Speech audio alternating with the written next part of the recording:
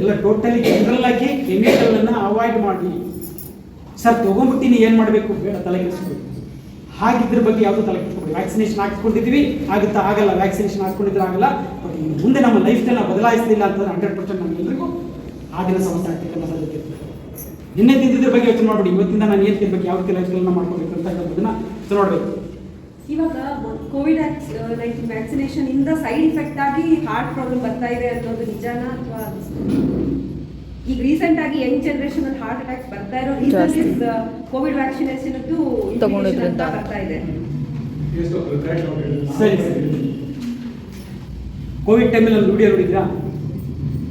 ಕೆಲವರು ನೋಡಿರ್ತಾರಾ? Covid vaccination ಬಂದಾಗ ಇನ್ನು ವ್ಯಾಕ್ಸಿನೇಷನ್ ಬರೋದು ಇನ್ನೊಂದು 3 ತಿಂಗಳಿತ್ತು. ಅವಾಗ ನಾನು ವಿಡಿಯೋ ಮಾಡಿದ್ದೆ, ವ್ಯಾಕ್ಸಿನ್ ಅವಶ್ಯಕತೆ ಇಲ್ಲ, ವ್ಯಾಕ್ಸಿನ್ ಬೇಡ, ನ್ಯಾಚುರಲ್ ಇಮ್ಯುನಿಟಿ ಬರಬೇಕು. ಯಾಕಂದರೆ 140 ಕೋಟಿ ಜನಕ್ಕೂ ಕೂಡ ಇನ್ಫೆಕ್ಷನ್ ಆಗಿ ವ್ಯಾಕ್ಸಿನ್ ಕೊಡೋ ಉದ್ದೇಶ ಆಂಟಿಬಾಡೀಸ್ ಪ್ರೊಡ್ಯೂಸ್ ಆಗಲಿಕ್ಕೆ. ನನಗೆ ನೆಗಡಿ ಆಗಿ ಈಗ ಟಿಬಿ ಕಾಯಿಲೆ ಬಂದಾಗ ಟಿಬಿ BCG ವ್ಯಾಕ್ಸಿನ್ ಕೊಟ್ಟಂಗಾಯ್ತು. ಪ್ರತಿಯೊಬ್ಬರಿಗೆ ಇನ್ಫೆಕ್ಷನ್ ಆಗ್ತಾ ಇತ್ತು. ಆಲ್ಮೋಸ್ಟ್ ಎಲ್ಲರಿಗೂ ವೈರಲ್ ಇನ್ಫೆಕ್ಷನ್ಸ್ಗೆ ವ್ಯಾಕ್ಸಿನೇಷನ್ ಹೆಲ್ಪ್ ಆಗೋದಿಲ್ಲ. ಈ ವ್ಯಾಕ್ಸಿನ್ ವಿಷಯದಲ್ಲಿ ಹೇಳಬೇಕು ಅಂತ ಅಂದರೆ, ಒಂದು ವ್ಯಾಕ್ಸಿನ್ ನಾವು ರಿಸರ್ಚ್ ಮಾಡಿ ತರಬೇಕು ಅಂತಂದರೆ ಮಿನಿಮಮ್ ಇಟ್ ಟೇಕ್ಸ್ 4 years. ಆ ಟೈಮಲ್ಲಿ 6 ತಿಂಗಳಲ್ಲಿ ವ್ಯಾಕ್ಸಿನೇಷನ್ ಬಂತು. ಹೌ ಸೇಫ್ ಇಟ್ ಈಸ್ ಏನೂ ನೋಡಿಲ್ಲ. ಬಿಸ್ನೆಸ್ ಅಲ್ಲಿ ಆಗಿದ್ದಷ್ಟೇ, ಬಿಸ್ನೆಸ್ ಕಂಪನಿಗಳಿಂದ ಆಗಿದ್ದು ಬಿಸ್ನೆಸ್ ಅಷ್ಟೇ. ನ್ಯಾಚುರಲ್ ಇಮ್ಯುನಿಟಿ ಹೆಲ್ತ್ ಯಾರು ಕೂಡ ಹೇಳಿಲ್ಲ. ಹೆಲ್ತನ್ನು ಯಾವ ರೀತಿ ಚೆನ್ನಾಗಿ ಇಟ್ಕೋಬೇಕು, ನ್ಯಾಚುರಲ್ ಆಗಿ ನಾವು ಆಂಟಿಬಾಡೀಸ್ ಹೆಂಗೆ ಪ್ರೊಡ್ಯೂಸ್ ಮಾಡಬೇಕು, ನ್ಯಾಚುರಲ್ ಆಗಿ ನಾವು ಇಮ್ಯುನಿಟಿನ ಯಾವ ರೀತಿ ಇಟ್ಕೋಬೇಕು, ಆ ರೀತಿ ನೋಡಿದರೆ ಇನ್ಫೆಕ್ಷನ್ ಕೋವಿಡ್ ಇದ್ದಾಗ ನಾವು ಪ್ರತಿದಿನ every day treating 300 Covid positive patient, 300 Covid positive ಪೇಷಂಟ್ನ ವಿತೌಟ್ ಮಾಸ್ಕ್. ನಾನು ಆಗ್ತಿರಲಿಲ್ಲ, ನನ್ನ ಸ್ಟಾಫ್ ಆಗ್ತಿರಲಿಲ್ಲ, ಪೇಷಂಟಿಗೂ ಕೂಡ ಹಾಕಿಸ್ಕೊಡ್ತಿರಲಿಲ್ಲ. ನ್ಯಾಚುರಲ್ ಆಗಿ ಇನ್ಫೆಕ್ಷನ್ ಅಂತ ತಗೊಂಡು ಆಂಟಿಬಾಡೀಸ್ ಪ್ರೊಡ್ಯೂಸ್ ಮಾಡ್ಕೊಂಡು, ಯಾಕಂದ್ರೆ ನಮಗೆ ಕಾನ್ಫಿಡೆಂಟ್ ಸ್ವಲ್ಪ ಇನ್ಫೆಕ್ಷನ್ ಆಗಿದೆ, ಆಯ್ತು ಜ್ವರ ಬಂತು, ಸೊ ನನ್ನಲ್ಲಿ ಆಂಟಿಬಾಡೀಸ್ ಬಂದ್ಬಿಟ್ಟಿದೆ. ಸೊ ನ್ಯಾಚುರಲ್ ಆಗಿ ಆಂಟಿಬಾಡೀಸ್ ಪ್ರೊಡ್ಯೂಸ್ ಮಾಡೋದಾಗಿ ಇಂಥವನ್ನ ಎಜುಕೇಟೆಡ್ ಪ್ರಾಪರ್ ಎಜುಕೇಷನ್ ಮಾಡಬೇಕಾಗಿತ್ತು. But really they converted it to business.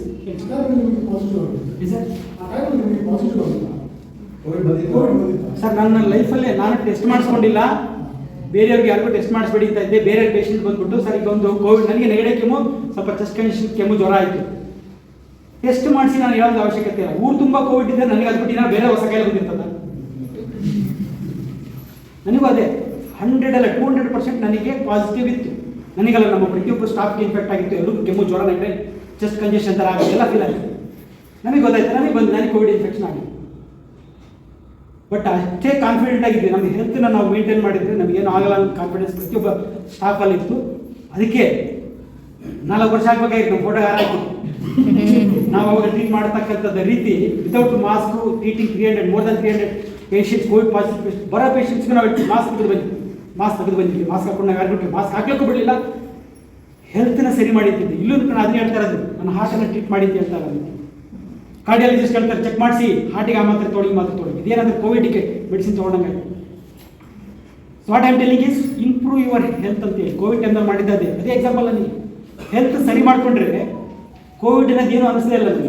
Covid vaccine ಬಂದರೆ ಸೈಡ್ ಎಫೆಕ್ಟ್ಸ್ ಜಾಸ್ತಿ ಆಗಿದೆ ಸರ್ 100%. ನೀವು ನೋಡ್ತಿರಲ್ಲ, ನಾವು ಪ್ರತಿದಿನ ನೋಡ್ತಾ ಇರ್ತೀವಿ. ಅವು ಬರ್ತಕ್ಕಂಥ ಪೇಷಂಟ್ಸ್ ಅಲ್ಲಿ ಹೇಳ್ತಕ್ಕಂಥ ಡಯಾಬಿಟೀಸ್, ಎಸ್ಪೆಷಲಿ ಡಯಾಬಿಟೀಸ್ ನೋಡ್ತೀವಿ. ಸರ್ ಕೋವಿಡ್ ಬಂದ್ಮೇಲೆ ಸ್ಟಾರ್ಟ್ ಆದ ಡಯಾಬಿಟೀಸ್. ಕೋವಿಡ್ ಬಂದ್ಮೇಲೆ ಕೋವಿಡಿಗೆ ಮೆಡಿಸಿನ್ ಕೊಟ್ಟರು, ಕೋವಿಡಿಗೆ ವ್ಯಾಕ್ಸಿನೇಷನ್ ಕೊಟ್ಟರು, ಅದರಿಂದ ಸ್ಟಾರ್ಟ್. ಕೋವಿಡ್ ಬಂದು 4 ದಿವಸ ಇತ್ತು, 1 ವಾರ ಇತ್ತು, ಸತ್ತೋಯ್ತು, ವೈರಸ್ ಸತ್ತೋಗಿದೆ.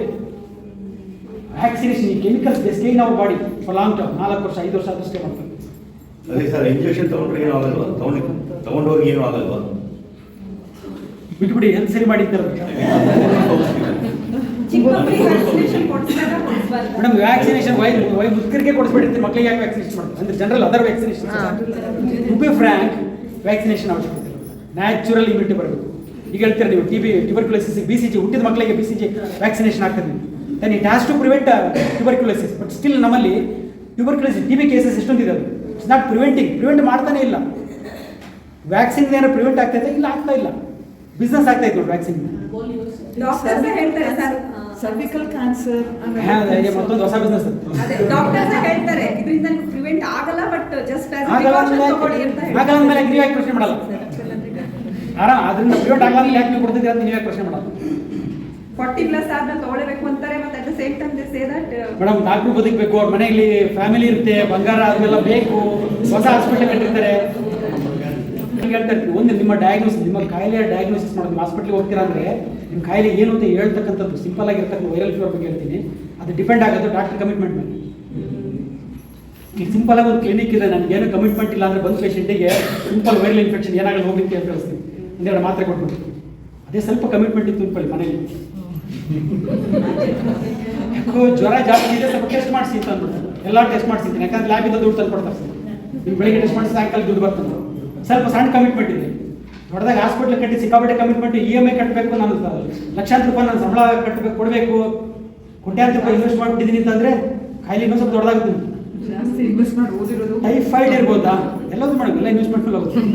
ನೀವು ಜ್ವರ ಅಂತ ಹೋದ್ರೆ ಎಲ್ಲ ಟೆಸ್ಟ್ ಮಾಡಿಸಿ, ಟೈಫಾಯ್ಡ್ ಇರ್ಬೋದು, ಡೆಂಗು ಇರ್ಬೋದು, ಎಲ್ಲ ಡೆಂಗು ಇರ್ಬೋದು, ಮುಗಿದೋಯ್ತು ಅಲ್ಲಿ. ಎಲ್ಲ ಟೆಸ್ಟ್ ಮಾಡಿಸಿ ಫೀವರ್, ಹೈ ಫೀವರ್ ಇದ್ದರೆ ಅಡ್ಮಿಟ್ ಮಾಡ್ಬೋದು. ಕಾರ್ಪೊರೇಟ್ ಹಾಸ್ಪಿಟ್ಲಿಗೆ ಹೋಗಿ ಫಸ್ಟ್ ಅಡ್ಮಿಷನ್, ಆಮೇಲೆ ಟೆಸ್ಟಿಂಗ್. ಹೈ ಫೀವರ್ ಇದು ಇಮಿಡಿಯೇಟ್ ಆಗಿ ಎಂಥ ಹೈ ಫೀವರ್ ಜಸ್ಟ್ 20 ಮಿನಿಟ್ಸ್ ಸಾಕು. ಎಷ್ಟೇ ಹೈ ಫೀವರ್ ಇದ್ರೂ ಕಮ್ಮಿ ಮಾಡಲಿಕ್ಕೆ 20 ಮಿನಿಟ್ಸ್ ಸಾಕು. ಅಡ್ಮಿಟ್ ಮಾಡಿಸ್ಬಿಟ್ಟು ಸಣ್ಣದಾಗಿ ಗ್ಲೂಕೋಸ್ ಸ್ಟಾರ್ಟ್ ಮಾಡಿಬಿಟ್ಟು ಒಂದು ಕಡೆಯಿಂದ ಬ್ಲಡ್ ಟೆಸ್ಟಿಂಗ್ ಎಲ್ಲ ಮಾಡಿಸ್ಬಿಟ್ಟು, ಕಮಿಟ್ಮೆಂಟ್ ಜಾಸ್ತಿ ಇದ್ದರೆ ಏನೂ ಇಲ್ಲ ಅಂದರೂ ಕೂಡ ನಿಮ್ಮದು ಡೆಂಗು ಪಾಸಿಟಿವ್ ಕೊಟ್ಬಿಡೋದು. ಯಾಕಂದರೆ EMI ಕಟ್ಟಬೇಕು. ಇನ್ನೂ ದೊಡ್ಡ ದೊಡ್ಡ ಕಾರ್ಪೊರೇಟ್ ಹಾಸ್ಪಿಟ್ಲಲ್ಲಿ ಸರ್ಜರೀಸ್, ಹೊಟ್ಟೆ ನೋಡಿದ್ರೆ ಅಪೆಂಡಿಕ್ಸು, ಕಾಲು ಬ್ಯಾಡಿಸ್ಟು, ಅದು ತೆಗಿರಿ ಇದು ಬಂದಿದೆ, ಅವನ್ನೆಲ್ಲ ಒಂದಿಷ್ಟು ತೆಗಿತಾ ಹೋಗ್ತಾರೆ. EMI ಕಟ್ಟಬೇಕು. ಸೊ ನಿಮ್ಮ ಕಾಯಿಲೆ ಒಂದು ಡಯಾಗ್ನೋಸಿಸ್ ಅದ್ರ ಮೇಲೆ ಡಿಪೆಂಡ್ ಆಗುತ್ತೆ. ಆಲ್ಮೋಸ್ಟ್ ಈಗಿನ ಒಂದು ಪರಿಸ್ಥಿತಿನಲ್ಲಿ ನೀವು ಅವಾಯ್ಡ್ ಮಾಡಬೇಕು, ನಾವೆಲ್ಲ ಹೋಗ್ಬೇಡಿ ಹಾಸ್ಪಿಟ್ಲಿಗೆ ಇರ್ತಿದ್ದೀವಿ. ಸರಿ, ಪೋಲಿಯೋ ವ್ಯಾಕ್ಸಿನೇಷನ್ ಹೇಗೆ ಸರ್? ಪೋಲಿಯೋ ಅದಕ್ಕೆ ವ್ಯಾಕ್ಸಿನೇಷನ್ ಬಗ್ಗೆ ಹೇಳಿದಾಗ, ಪೋಲಿಯೋ ವ್ಯಾಕ್ಸಿನೇಷನಿಂದ ಪೋಲಿಯೋ ಎರಾಡಿಕೇಟ್ ಆಯ್ತಲ್ಲ, ಪೋಲಿಯೋ ವ್ಯಾಕ್ಸಿನಿಂದ ಎರಾಡಿಕೇಟ್ ಆಗಿಲ್ಲ. ಇನ್ಫೆಕ್ಟ್ ಆಗಿ ಆಂಟಿಬಾಡೀಸ್ ಬಂದುಬಿಟ್ಟು ಎರಾಡಿಕೇಟ್ ಆಗಿದೆ. ಪೋಲಿಯೋ ಅಂತಕ್ಕಂಥದ್ದು ಮ್ಯೂಟೇಟ್ ಆಗಿದೆ, ಪೋಲಿಯೋ ವೈರಸ್ ಹೋಗಿಲ್ಲ, ಮ್ಯೂಟೇಷನ್ ಆಗಿ ಬೇರೆ ವೈರಸ್ ಆಗಿರ್ತದೆ. ಕೋವಿಡ್ ಹೋಯ್ತು, ಕೋವಿಡ್ ನೆಕ್ಸ್ಟ್ ಮ್ಯೂಟೇಷನ್ ಆಗಿಬಿಟ್ಟು ಡೆಲ್ಟಾ ಆಯಿತು, ಆಲ್ಫಾ ಆಯಿತು, ಬೀಟಾ ಆಯಿತು ಅಂತ ಏನು ಹೇಳ್ತೀವಲ್ಲ, ಆ ರೀತಿ getting mutated. Virus never dies, virus never ends it's life. ಯಾವುದೋ ಒಂದು ವೈರಸ್ ಇದೆ ಅಂದರೆ ಅದು ಎಂಡ್ ಆಗಲ್ಲ, ಅದು ಮ್ಯೂಟೇಟ್ ಆಗಿ ಚೇಂಜ್ ಆಗಿಬಿಟ್ಟಿರ್ತದೆ. ನೀವು ನೋಡಿರೋದು ಪೋಲಿಯೋ ವೈರಸ್ ಥರ ಕಾಣೋದು, it's all mutated viruses. Polio virus ಇದೆ, ಸತ್ತಿಲ್ಲ ಪೋಲಿಯೋ ವೈರಸ್. ಮ್ಯೂಟೇಷನ್ ಆಗಿ ನಮಗೆ ರೆಕಗ್ನೈಸ್ ಮಾಡೋಕ್ಕಾಗದಷ್ಟು ಮ್ಯೂಟೇಷನ್ ಆಗಿಬಿಟ್ಟು ಬೇರೆ ಇನ್ಫೆಕ್ಷನ್ ಮಾಡ್ತೇವೆ. ಅದು ಒಂದು ಪಾಸಿಬಿಲಿಟಿ. ಎರಡನೇದಾಗಿ ಪ್ರತಿಯೊಬ್ಬರಲ್ಲೂ ಒಂದಿಷ್ಟು ಇನ್ಫೆಕ್ಷನ್ ಆಗಿಬಿಟ್ಟು ಜನರಲ್ ಆಗಿ ಈಗ ಕೋವಿಡ್ ಟೈಮಲ್ಲಿ ಎಲ್ಲರಲ್ಲೂ ಇನ್ಫೆಕ್ಷನ್ ಆಗ್ತಾ ಇತ್ತು, ಎಲ್ಲರಲ್ಲೂ ಆಂಟಿಬಾಡೀಸ್ ಬರ್ತಾ ಇತ್ತು. ಈ ರೀತಿ ಆಂಟಿಬಾಡೀಸ್ ಬಂದ್ಬಿಟ್ಟು ವೈರಸ್ ಸತ್ತೋಯ್ತು, ವೈರಸ್ ಎಂಡ್ ಆಗಿರ್ಬೋದು. ಆ ರೀತಿ ಎಲ್ಲರಲ್ಲೂ ಇನ್ಫೆಕ್ಷನ್ ಆಗಿ ಎಲ್ಲರಲ್ಲೂ ಒಂದು ಆಂಟಿಬಾಡೀಸ್ ಪ್ರೊಡ್ಯೂಸ್ ಆಗಿ ಎಂಡ್ ಆಗ್ಬೋದು. ಹೊರತು ವ್ಯಾಕ್ಸಿನೇಷನಿಂದ ನಾನು ವೈರಸ್ ಹಾಕ್ತೀನಿ ಅದು it's a foolishness. So external tox, internal toxin ನಾವು ತಿಂತಕ್ಕಂಥ ಆಹಾರದಲ್ಲಿ ಮೆಟಬಾಲಿಕ್ ಬೈ ಪ್ರಾಡಕ್ಟ್ಸ್ ಹೋಗ್ಬಿಟ್ಟು ಸೆಲ್ನ ಡ್ಯಾಮೇಜ್ ಮಾಡುತ್ತೆ, ನಿಮ್ಮ ವೆಸಲ್ಸನ್ನು ಡ್ಯಾಮೇಜ್ ಮಾಡಿ ಬ್ಲಾಕ್ ಮಾಡುತ್ತೆ ಅನ್ನೋದು ಒಂದಾದರೆ, ಈ ಒಂದು ಟಾಕ್ಸಿನ್ಸ್ ಹೊರಗಡೆಯಿಂದ ತೊಗೊತಿರೋ ಕೆಮಿಕಲ್ಸು ನೋಡಿ, ಎಷ್ಟೇ ಬ್ಲೇಮ್ ಮಾಡಿಬಿಡಿ, ಮೆಡಿಸಿನ್ಸ್ ಅಷ್ಟೆಲ್ಲ ಪ್ರಿಸರ್ವೇಟಿವ್ಸ್ ಇರ್ತಕ್ಕಂಥ ಫುಡ್ಡನ್ನು ಅವಾಯ್ಡ್ ಮಾಡಿ. ಫುಡ್ಡಲ್ಲೂ ತುಂಬ ಕೆಮಿಕಲ್ಸ್ ಇರುತ್ತಲ್ಲ ಸರ್, ಅದೆಲ್ಲ ಫುಡ್ಡಲ್ಲಿ ಕೆಮಿಕಲ್ಸು. ಈಗ ಫಾರ್ ಎಕ್ಸಾಂಪಲ್ ಶುಗರು, ಜಾಗ್ರಿಯಿಂದ ಶುಗರ್ ಕನ್ವರ್ಷನ್ ಮಾಡಲಿಕ್ಕೂ ಅವರು ಕೆಮಿಕಲ್ ಏಜೆಂಟ್ ಹಾಗೆ ಕನ್ವರ್ಟ್ ಮಾಡ್ತಾರೆ. ಮೈದಾ ತಿನ್ನಲೇಬೇಡಿ ಅಂತ ತಿನ್ಬೋದಾ? ಸರಿ, ಏನು ಮೈದಾ ಏನು ಹೇಳಿದ್ರು? ಮೈದಾ, ವಾಟ್ ಇಸ್ ಮೈದಾ? ಗೋಧಿ ಇಟ್ಸ್ ಎ ಪ್ರೊಸೆಸ್ಡ್ ಫುಡ್. ಹೊರಗಡೆ ಔಟರ್ ಲೇಯರ್ ತೆಗೆದ್ಬಿಟ್ಟು ಒಳಗಡೆ ವೈಟ್ ಇರ್ತಲ್ಲ, ದಟ್ ಇಸ್ ಮೈದಾ ಅಂದರೆ ಅಷ್ಟೇ. ಸರಿ, ಏನೋ ಪ್ರೊಸೆಸಿಂಗ್ ಮಾಡೋ ಟೈಮಲ್ಲಿ ಕೆಮಿಕಲ್ಸ್ ಯೂಸ್ ಮಾಡಿರ್ತಾರೆ. ಆ ಕೆಮಿಕಲ್ ಏನು ಉಳಿದಿರ್ತಲ್ಲ, it's very very very minute, very minute. And our body is capable of removing all those things. ತೆಗೆದಾಕಂಥ ಶಕ್ತಿ ನಮ್ಗೆ ಬೇಕಿದೆ. ಈಗ ಸ್ವಲ್ಪ ಪಾಯ್ಸನ್ ತೊಗೊಂಡ್ರೆ ಸಾಯಲ್ಲ, it acts like a medicine. ಹಾಗೆ ಈ ಪ್ರಮಾಣದಲ್ಲಿ ಹೋಗ್ತಕ್ಕಂಥ ಒಂದು ಏನೇನು ಕೆಮಿಕಲ್ಸ್ ಇದೆಯಲ್ಲ, that will not affect our body. ಏನು ಹೇಳ್ತೀರಿ ನೀವು ಸರ್? ಔಷಧಿ ಹೊಡೆದಿರ್ತಾರೆ, ಅದಕ್ಕೆ ಎಲ್ಲ ಸ್ಪ್ರೇ ಮಾಡಿರ್ತಾರೆ, ಪೆಸ್ಟಿಸೈಡ್ಸ್ ಎಲ್ಲ ಸ್ಪ್ರೇ ಮಾಡಿರ್ತಾರೆ. ಮಾಡಬಾರ್ದು ಅಂತೇಳಿ ಪೆಸ್ಟಿಸೈಡ್ ಸ್ಪ್ರೇ ಮಾಡಿರೋದನ್ನ ತಂದು ತಿನ್ನಿ ಅಂತ ಹೇಳ್ತಲ್ಲ ನಾನು. ಆದಷ್ಟು ಅವಾಯ್ಡ್ ಮಾಡಿ. Still it is not, we can't call it is unhealthy. ಅದರಿಂದ ನಮಗೆ ಹೃದಯಾಘಾತ ಆಗ್ತಕ್ಕಂಥದ್ದನ್ನು ನಾನು ಒಪ್ಪೋದಿಲ್ಲ. ಯಾಕಂತಂದರೆ ನೋಡಿ, ಈಗ ಒಂದು ಹಣ್ಣನ್ನು ತೊಗೊಳ್ಳೋದು, ಒಂದು ಹಣ್ಣು ತೊಗೊತೀರ, ಒಂದು ಆ್ಯಪಲ್ ತೊಗೊತೀರಾ, ಸ್ಪ್ರೇ ಮಾಡಿರ್ತಾರೆ, ಆ್ಯಪಲಿಗೆ ಸ್ಪ್ರೇ ಮಾಡಿರ್ತಾರೆ ಔಷಧಿ, ಅದಕ್ಕೆ ಪೆಸ್ಟಿಸೈಡ್ಸ್ ಅದಕ್ಕೆ ಹೊಡೆದಿರ್ತಾರೆ. ಎಷ್ಟು ಚೆನ್ನಾಗಿದೆ ಪ್ರಕೃತಿ ಅಂತಂದರೆ, ಏನೇ ಹೊರಗಡೆಯಿಂದ ಬಂದರೂ ಒಳಗೆ ಬಿಡದ ಹಾಗೆ ಅದ್ರ ಮೇಲೆ ಲೇಯರ್ ಇಂಜೆಕ್ಟ್ ಮಾಡೋದಕ್ಕೆ ಸರ್. ಆ್ಯಪಲಿಗೆ ಅಂತ ಇಂಜೆಕ್ಟ್ ಮಾಡಿ, ಆ್ಯಪಲಿಗೆ ಇಂಜೆಕ್ಟ್ ಮಾಡಲ್ಲ ಅಲ್ಲ, ವಾಟರ್ ಮೇಲೆ ನೀವು ಮಾಡ್ತಾರೆ ಅಂತ ಅಂತಾರೆ. ನನಗೆ ಅದನ್ನ ನೋಡಿಲ್ಲ. ಬಟ್ ಇಂಜೆಕ್ಟ್ ಮಾಡೋದು ಓಕೆ, ಇಂಜೆಕ್ಟ್ ಮಾಡಿ ಒಳಗಡೆ ಹೋದರೆ that will be harmful. But general ಆಗಿ ನಾವೀಗ ಜನರಲ್ ಆಗಿ ಸಮಸ್ಯೆ ಇರ್ತಕ್ಕಂಥದ್ದು ಏನಂತಂದರೆ, ಪೆಸ್ಟಿಸೈಡ್ಸ್ ಅದಿದ್ದು ಸ್ಪ್ರೇ ಮಾಡಿರ್ತಾರಲ್ಲ, ಅದು ತೊಂದರೆ ಆಗಲ್ವ ಅಂತಕ್ಕಂಥದ್ದು. ಈ ಔಟ್ರ್ ಮೋಸ್ಟ್ಲಿ ತರಕಾರಿ ತಗೊಳ್ಳಿ, ಹಣ್ಣು ತಗೊಳ್ಳಿ, ನೇಚರ್ ಯಾವ ರೀತಿ ಸೃಷ್ಟಿಸಿದೆ ಅಂತಂದರೆ ತಾಯಿ ಥರ, ಹೊರಗಡೆ ತಾಯಿ ಥರ ಕಾಪಾಡ್ತದೆ. ಈಗ ಹೊರಗಡೆ ಇಲ್ಲೇ ಇಲ್ಲ ಅಂತ ಅಂದ್ಕೊಳ್ಳಿ, ಹಣ್ಣು ಇರೋಕ್ಕೆ ಸಾಧ್ಯನಾ? ಸಿಪ್ಪೆನೇ ಇಲ್ಲ, ಮಾವಿನ ಇರುತ್ತಾ? ಆ್ಯಪಲ್ ಸಿಪ್ಪೆಲ್ಲದಲ್ಲಿ ಆ್ಯಪಲ್ ಇರೋಕ್ಕೆ ಸಾಧ್ಯನಾ? ಅಂದರೆ ಇಟ್ಸ್ ಪ್ರೊಟೆಕ್ಷನ್. ಅದು ಸಣ್ಣ ಇದರಿಂದ ಪ್ರೊಟೆಕ್ಟ್ ಮಾಡಬೇಕು, ಕೆಮಿಕಲ್ಸಿಂದ ಪ್ರೊಟೆಕ್ಟ್ ಮಾಡಬೇಕು, ಇನ್ಸೆಕ್ಟ್ಸಿಂದ ಪ್ರೊಟೆಕ್ಟ್ ಮಾಡಬೇಕು ಅಂತಕ್ಕಂಥದ್ದು ಕ್ಯಾಪ್ಸೂಲ್. ನಾವು ಏನೇ ಸ್ಪ್ರೇ ಮಾಡಿದ್ರು more than 90% it stays in the outer most layer. ಅದಕ್ಕೆ ಸಿಪ್ಪೆ ಏನಿರ್ತಿಲ್ಲ ಕ್ಯಾಪ್ಸೂಲ್, ಇದರಲ್ಲಿ 90 ಭಾಗ ಅದರಲ್ಲೇ ಇರುತ್ತೆ, ಒಳಗಡೆ ಹೋಗಕ್ಕೆ ಬಿಡಲ್ಲ. ಅದು ತಾಯಿ ಥರನೇ ಅಂದ್ಕೊಂಡ್ಬಿಡಿ, ಒಳಗೆ ಬಿಡಲ್ಲ. So just take it out. ಸಿಪ್ಪೆ ತೆಗೆದು ಬಿಡ್ತೀನಿ, ಏನೇ ತಿನ್ನಿ ಸಿಪ್ಪೆ ತೆಗೆದು ತಿಂತೀನಿ. ಜನರಲ್ ಆಗಿ ಎಲ್ಲ ಹೇಳ್ತಾರೆ ಸಿಪ್ಪೆನಲ್ಲೇ ಒಳ್ಳೆ ಇದು ಇರ್ತದೆ. ಸಿಪ್ಪೆ ಹಲಸಿನ ಸಿಪ್ಪೆ ತಿಂತೀರಾ? ಇದು ಪಾಮಗ್ರಾನೇಟ್ ಸಿಪ್ಪೆ ತಿಂತಾರಾ? ಯಾವುದೋ ಒಂದನ್ನ ಹೇಳ್ತಾರೆ ಜನರಲ್ ಆಗಿ ತಗೊಳ್ಳಿ. ಜನರಲ್ ಆಗಿ ತಗೊಂಡಾಗ ಈಗ ಫೈಬರ್ ಇರುತ್ತೆ ಅಂತ ಅನ್ಕೊಂಡು ನೀವು ಹೇಳ್ತಿದ್ರೆ ಸಿಪ್ಪೆನ ನೀವು ಚೀವ್ ಮಾಡಿದ್ರೆ ಹಾಗೆ ತಿಂದು ನೋಡಿ, ಹಾಗೆ ಹೊರಗೆ ಬರುತ್ತೆ, ಯುಟಿಲೈಸೇ ಆಗಲ್ಲ. ಸಿಪ್ಪೆನ ಡೈಜೆಸ್ಟ್ ಮಾಡ್ತಕ್ಕಂಥ ಸಿಸ್ಟಮ್ ನಮ್ಮ ಬಾಡಿನಲ್ಲಿಲ್ಲ. ಬೀಜವನ್ನು ಸೀಡ್ಸನ್ನು ಡೈಜೆಸ್ಟ್ ಮಾಡ್ತಕ್ಕಂಥ ಸಿಸ್ಟಮ್ ನಮ್ಮ ಬಾಡಿನಲ್ಲಿಲ್ಲ. ನಮಗೆ ಡೈಜೆಸ್ಟ್ ಮಾಡೋದಕ್ಕೆ ಹಾಕೋದು ಓನ್ಲಿ ಪಲ್ಪ್, ಹಣ್ಣಿನ ಅಂಶ ಮಾತ್ರ. ಅದರಲ್ಲೇ ಫೈಬರ್ ಇರುತ್ತೆ, ಸಿಪ್ಪೆನಲ್ಲಿ ಫೈಬರ್ ಹೋಗ್ಬೇಡಿ, ಇಟ್ಸ್ ನಾಟ್ ಹೆಲ್ತಿ. ಸಿಪ್ಪೆಯಿಂದ ಒಳಗಡೆ ಇರ್ತಕ್ಕಂಥ ಹಣ್ಣಿನಲ್ಲಿ ಫೈಬರ್ ಇರುತ್ತೆ, ತರಕಾರಿನಲ್ಲಿ ಫೈಬರ್ ಇರುತ್ತೆ. ತರಕಾರಿ ಸಿಪ್ಪೆನಲ್ಲಿ ಫೈಬರ್ ಇರ್ತಲ್ಲ, ತರಕಾರಿ ಒಳಗಡೆ ಇರ್ತಕ್ಕಂಥ ಪಲ್ಪ್ ಏನಿರ್ತಲ್ಲ ಅದರಲ್ಲೂ ಕೂಡ ಫೈಬರ್ ಇರುತ್ತೆ. ಅದೇ ದಟ್ ಈಸ್ ಮೋರ್ ದನ್ ಏನಾಗ ಅದು ಡೈಜೆಸ್ಟ್ ಆಗ್ತಕ್ಕಂಥ ಫೈಬರ್. ಸಿಪ್ಪೆ ತಿಂದರೆ ಡೈಜೆಸ್ಟ್ ಆಗಲ್ಲ, ಇಟ್ಸ್ ವೆರಿ ಹಾರ್ಡ್. ಸಿಪ್ಪೆ ತಿಂದು ಡೈಜೆಸ್ಟ್ ಮಾಡ್ತಕ್ಕಂಥ ತುಂಬಾ ಕಷ್ಟ ಆಗುತ್ತೆ. ಸಿಂಪಲ್ ಪ್ರಿಸರ್ವೇಟಿವ್ಸಿಂದ ನಾವು ದೂರ ಇರಬೇಕು ಅಂತಕ್ಕಂಥದ್ದಾದರೆ ಫಸ್ಟು ವಾಶ್ ಮಾಡಾದ್ಮೇಲೆ ಔಟರ್ ಮೋಸ್ಟ್ ಲೇಯರ್ ಇದೆಯಲ್ಲ, ಯಾವುದೇ ತರಕಾರಿ ಇರಲಿ ಒಂದು ಲೇಯರ್ನ ತೆಗೆದು ಬಿಟ್ಟಿದ್ದಂದರೆ 90% ನಾವು ಸೇಫ್ ಆಗಿರುತ್ತೆ, 90% ಸೇಫ್ಟಿ ಇದೆ. ಮತ್ತೆ ಸೊಪ್ಪುಗಳೆಲ್ಲ ಸರ್, ಸೊಪ್ಪುಗಳು ರಾ ಹಾಗೆ ಸೊಪ್ಪುಗಳು ಹಾಗೆ ಏನು ಸೊಪ್ಪನ್ನ ಸ್ಪ್ರೇ ಮಾಡಿರ್ತಾರೆ. ಸೊಪ್ಪನ್ನು ಏನು ಮಾಡಬೇಕು ನೋಡಿ, ಸೋಪ್ ಮಾಡಿಟ್ಟರೆ ಸಾಕು. ಸಾಲ್ಟ್ ವಾಟರಲ್ಲಿ ಸ್ವಲ್ಪ ಸಾಲ್ಟ್ ಹಾಕ್ಬಿಟ್ಟು ನೀರಲ್ಲಿ ಸೋಪ್ ಮಾಡಿ ಒಂದು 20 ಮಿನಿಟ್ಸ್ 20 ನಿಮಿಷ ನಾವು ಇಟ್ಬಿಟ್ರೆ ಆಲ್ಮೋಸ್ಟ್ ಬ್ಲೀಚ್ ಆಗ್ತಾ ಹೋಗುತ್ತೆ. ಇಷ್ಟು ಮಾಡಿದ್ರೆ ಸರ್, ಸಿಂಪಲ್ ಟಿಪ್ಸ್. ಏನು ಅಂತ ಬೇಜಾರು ಮಾಡಬೇಕಾಗಿಲ್ಲ, ತುಂಬ ತಲೆ ಕೆಡ್ಸ್ಕೊಂಡಿಲ್ಲ ಹಾಗಂತೇಳಿ ನಾವು ಆರ್ಗ್ಯಾನಿಕ್ ಇದ್ದೀನಿ. ಎಲ್ಲಿ ಸಿಗುತ್ತೆ ಆರ್ಗ್ಯಾನಿಕ್? ಯಾರು ನೋಡಿದಾರೆ ಆಗದೇ ಇರೋದು, ಲೇಬಲ್ ಮಾತ್ರ ಆರ್ಗ್ಯಾನಿಕ್ ಇರುತ್ತೆ, ಒಳಗಡೆ ಇರ್ತಕ್ಕಂಥದ್ದು ಎಂಥ ಆರ್ಗ್ಯಾನಿಕ್ ಗೊತ್ತಿರುತ್ತೆ. ಟು ಬಿ ಫ್ರ್ಯಾಂಕ್, ಯಾರೋ ಒಬ್ರು ಅಲ್ಲಿ ಕೆಲಸ ಮಾಡ್ತಕ್ಕಂಥವ್ರು ಹೇಳಿರೋದು, ಸರ್ ಒಳಗಡೆ ಯಾರಿಗೂ ಬಿಡಲ್ಲ, ಏನು ಮಾಡ್ತಾರೋ ಗೊತ್ತಿಲ್ಲ, ಅಲ್ಲಿ ಕೆಲಸ ಮಾಡೋಣ ಬಿಡಲ್ಲ ಅಂತ. ಒಳಗಡೆ ಅಲ್ಲೇ ಕೆಲಸ ಮಾಡ್ತಿದ್ದಾನೆ, ಒಳಗೆ ನಾವು ಅಷ್ಟು ಬಿಡ್ತಾರೆ ಅಂತ ಕೇಳಿದ್ರೆ ಸರ್ ನಮ್ಮ ಒಳಗೆ ಬಿಡಲ್ಲ, ನನಗೆ ಗೊತ್ತಾಗುತ್ತೆ. ಸೊಪ್ಪುಗಳಲ್ಲೆಲ್ಲ DDT ಸ್ಮೆಲ್ ಅಂತೂ ಚೆನ್ನಾಗಿ ನಾವು ಸೊಪ್ಪುಗಳು ಎಷ್ಟೇ ತೊಳೆದು ಎಲ್ಲ ಏನು ಮಾಡಿದ್ರು ಮಾಡಿದಾಗ DDT ಸ್ಮೆಲ್ ಚೆನ್ನಾಗಿ ಗೊತ್ತಾಗುತ್ತೆ. ಸೊ ಒಂದು ಕ್ಲೀನ್ ಮಾಡಿ ಮೇಡಮ್, ಬೆಟರ್ ಒಂದು ಕ್ಲೀನ್ ಮಾಡ್ತಕ್ಕಂಥ 20 ನಿಮಿಷ ನಾನು ಹೇಳಿದ ಸೋಪ್ ಮಾಡಿರ್ತಕ್ಕಂಥ ವಿನೆಗರನ್ನು ನೀರಿಗೆ ಒಂದು ಸ್ವಲ್ಪ ವಿನೆಗರ್ ಹಾಕಿ ಕೂಡ ಅದನ್ನು ಸೋಪ್ ಮಾಡಿದ್ರು ಕೂಡ ಸ್ವಲ್ಪ ಮಟ್ಟಿಗೆ ಬ್ಲೀಚ್ ಆಗುತ್ತೆ ಅಲ್ಲಿ ಇರ್ತಕ್ಕಂಥ ಕೆಮಿಕಲ್ಸ್. ಒಂದು ಮಾಡ್ಬೋದು, ಇಲ್ಲ ಅಷ್ಟೊಂದು ನಾವು ಬಾಧೆ ಮಾಡ್ತಾ ಇದ್ದೀವಿ. ಇನ್ನೊಂದು ಪಾಸಿಬಿಲಿಟಿ, ಇನ್ನೊಂದು ಏನು ಮಾಡ್ಬೋದು, ಸೊಪ್ಪನ್ನು ನಾವು ಮನೆಯಲ್ಲೇ ಬೆಳಕು ಸಿಂಪಲ್ ಆಗಿ. ತರಕಾರಿ ಹಣ್ಣು ಮಾವಿನ ಗಿಡ ಅಂತೂ ಬೆಳೆಯೋಕ್ಕಾಗಲ್ಲ ಮನೆ ಒಳಗೆ. ಅಟ್ಲೀಸ್ಟ್ ಪಾಲಕ್ ಸೊಪ್ಪು, ಮೆಂತ್ಯ ಸೊಪ್ಪು, ಕೊತ್ತಂಬರಿ ಸೊಪ್ಪು ಇದನ್ನು ಬೆಳೀಲಿಕ್ಕೆ ಒಂದು ಅವಕಾಶ ಇದೆಯಲ್ಲ, ಅದನ್ನೆಲ್ಲ ಟ್ರೈ ಮಾಡ್ಬೋದಲ್ಲ. ಹುಡುಕಬೇಕಷ್ಟೇ ನಾವು ಸಾಧ್ಯತೆನ, ಸುಮ್ಮನೆ ಬ್ಲೇಮ್ ಮಾಡ್ಕೊಂಡು ಕೂತ್ಕೊಂಡು ಹೆಂಗೆ ಯಾವ ರೀತಿ ನಾವು ಕರೆಕ್ಷನ್ಸ್ನ ಮಾಡ್ಕೋಬೋದು ಅಂತ. ರೋಲ್ ಆಫ್ ಆಯಿಲ್ ಏನು? Oil madam again it's not unhealthy. Oil is not unhealthy. ಆಯಿಲನ್ನು ಯಾಕೆ ಯೂಸ್ ಮಾಡ್ತೀವಿ ಹೇಳಿ? ಅಲ್ಲ, ಈಗ ನಾವು ಅಡುಗೆ ಮಾಡಲಿಕ್ಕೆ ಆಯಿಲ್ ಯೂಸ್ ಮಾಡ್ತೀವಿ, ಫ್ರೈ ಮಾಡಿದಾಗ ಏನಾಗುತ್ತೆ, ಟೇಸ್ಟ್ ಚೇಂಜ್ ಆಗುತ್ತೆ. ನಾವು ಆಯಿಲನ್ನು ಯೂಸ್ ಮಾಡೋದು ಟೇಸ್ಟಿ ಮಾಡ್ಕೊಳ್ಳಿಕ್ಕೆ ಅಷ್ಟೇ. It changes the taste. Health ಮೇಲೆ ಅಂತ ಎಫೆಕ್ಟ್ ಏನಿಲ್ಲ. ಆಯಿಲ್ ಫ್ರೈಡ್ ತಿನ್ಬಾರ್ದು, ಅದು ತಿನ್ಬಾರ್ದು, ಚಿಪ್ಸ್ ಎಲ್ಲ ತಿನ್ಬಾರ್ದು, ಇಲ್ಲ ಅಂತದ್ದು ಏನಿಲ್ಲ. ಆಯಿಲ್ ಮಾಡ್ತಾ ಇರೋದು ಏನಂತಂದ್ರೆ ಅದ್ರಲ್ಲಿ ಇರ್ತಕ್ಕಂಥ ನೋಡಿ ಹಂಗೆ ನೋಡೋದಾದರೆ ಫ್ರೈಡ್ ಐಟಮ್ಸ್ ಏನಿದೆಲ್ಲ ಅಂಗಡಿಗೆ ಸಿಗ್ತಕ್ಕಂಥ ಫ್ರೈಡ್ ಐಟಮ್ಸ್, ಖಾರ, ಚಿಪ್ಸ್ ಅದೆಲ್ಲ ಇಟ್ಸ್ ನಾಟ್ ಹೆಲ್ತಿ. ಅದರಲ್ಲಿ ಪ್ರಿಸರ್ವೇಟಿವ್ಸ್ ಇಲ್ಲ, ಪ್ರಿಸರ್ವೇಟಿವ್ಸ್ ಬೇಕಾಗಲ್ಲ, ಕೆಮಿಕಲ್ ಅವಶ್ಯಕತೆ ಇಲ್ಲ. ಖಾರಕ್ಕೆ ಯಾರು ಕೆಮಿಕಲ್ ಪ್ರಿಸರ್ವೇಟಿವ್ ಹಾಕಿಡಲ್ಲ, ಹೀಗೆ ಫ್ರೈ ಮಾಡಿ ಇಟ್ಟಿರ್ತಾರೆ. ಆಮೇಲೆ ಆಯಿಲಲ್ಲಿ ನೀವು ಯಾವುದೇ ಒಂದು ಆಯಿಲ್ ತಗೊಳ್ಳಿ, ಕೊಬ್ಬರಿ ಎಣ್ಣೆ ತೊಗೊಳ್ಳಿ, ಗ್ರೌಂಡ್ನಟ್ ಆಯಿಲ್ ತೊಗೊಳ್ಳಿ, ಇದರಲ್ಲೆಲ್ಲ ಏನು ಅಂಶಗಳೇನಿದ್ದಾವಲ್ಲ they are the need of our body. To some extent ನಮಗೆ ಬೇಕಾಗಿರ್ತಕ್ಕಂಥದ್ದು ಆಯಿಲ್ ಬೇಕು. ಆಯಿಲನ್ನು ಕುಡಿಯಲ್ಲ, ಆಯಿಲನ್ನು ನಾವು ಯೂಸ್ ಮಾಡ್ತಕ್ಕಂಥದ್ದು ಫ್ರೈ ಮಾಡಲಿಕ್ಕೆ, ಬೇಯಿಸಲಿಕ್ಕೆ, ಅಂಥದಕ್ಕೆ ಅಡುಗೆ ಮಾಡಲಿಕ್ಕೆ ಯೂಸ್ ಮಾಡ್ತೀವಿ. It is like A salt ಥರ. ಸಾಲ್ಟ್ ನಮಗೆ ಹೆಂಗೆ ಅಡುಗೆಗೆ ರುಚಿ ಕೊಡ್ತಾರೆ, ಹಾಗೆ ಆಯಿಲ್ ಕೂಡ ನಮಗೆ ಅಡುಗೆಗೆ ರುಚಿ ಕೊಡ್ತೀವಿ.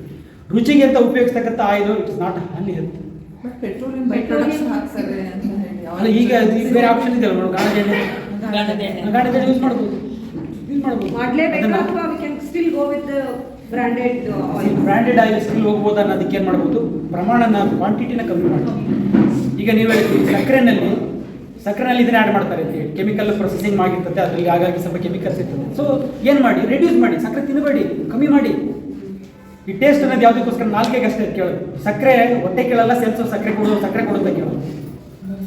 ನಾಲಿಗೆಗೆ ಎಷ್ಟು ಬೇಕೋ ಅಷ್ಟು ಕೊಡೋಣಂತೆ. ಸ್ವೀಟ್ ಬೇಕಾ ನಾಲ್ಗೆಗೋಸ್ಕರ ಯೂಸ್ ಮಾಡೋಣಂತೆ, ಆಯಿಲ್ ಬೇಕಾ ನಾಲ್ಗೆ ರುಚಿಗೋಸ್ಕರ ಯೂಸ್ ಮಾಡೋಣಂತೆ.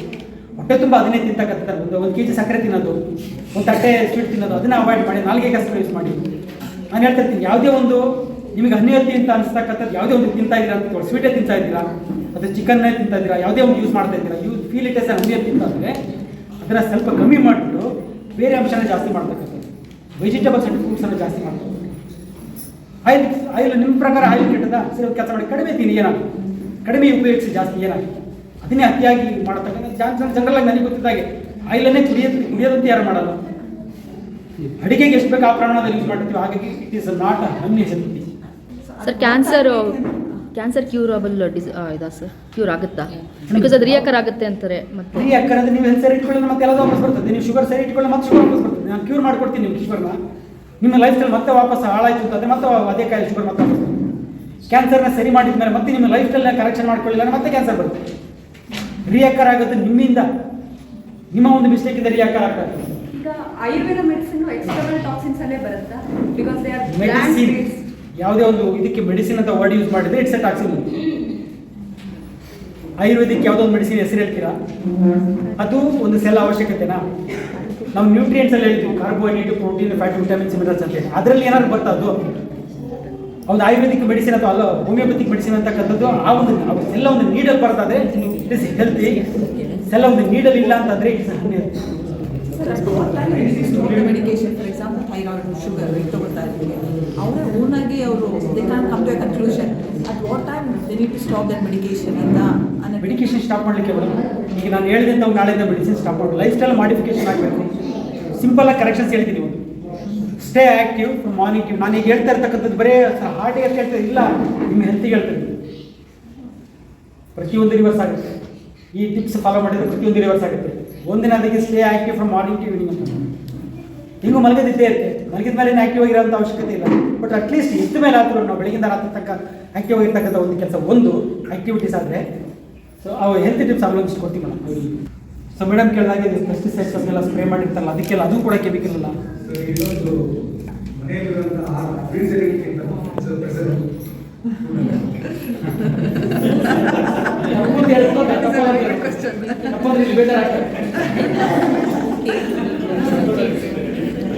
ಆಲ್ರೆಡಿ ಪ್ರೊಸೆಸಿಂಗ್ ಆಗಿರುತ್ತೆ. ನಾವು ಏನು ಅಡುಗೆ ಮಾಡಿ ಒಂದು ಬೇಯಿಸಿರ್ತೀವಿ ಅಂತಂದ್ರೆ ಇಟ್ಸ್ ಎ ಪ್ರೊಸೆಸ್ ಇಟ್ಬಿಡ್ತು.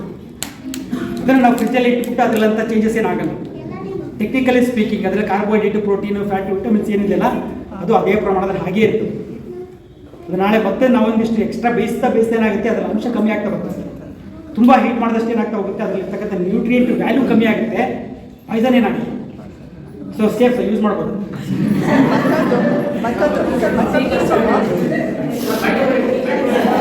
ಅಲ್ಲ ಹಂಗಂತ ಹೇಳ್ಬಿಟ್ಟು ವಾರಗಂತ ಬೇಯಿಸಾಕ್ಬೇಡಿ, ಅದನ್ನೇ ವಾರ ಬೇಯಿಸಾಕ್ಬೇಡಿ. ಮುಂದೆ ಏನೋ ಸಾಂಬಾರು ಮಾಡಿದರೆ ವಾರ ಅದೇ ತಿನ್ಬೇಕಲ್ಲ, ನಾಲ್ಗೇನು ಕೇಳ್ದಲ್ಲ, ಟೇಸ್ಟ್ ಬೇಕು, ಚೇಂಜ್ ಮಾಡಿ, ಡೈಲಿ ಚೇಂಜ್ ಮಾಡಿ.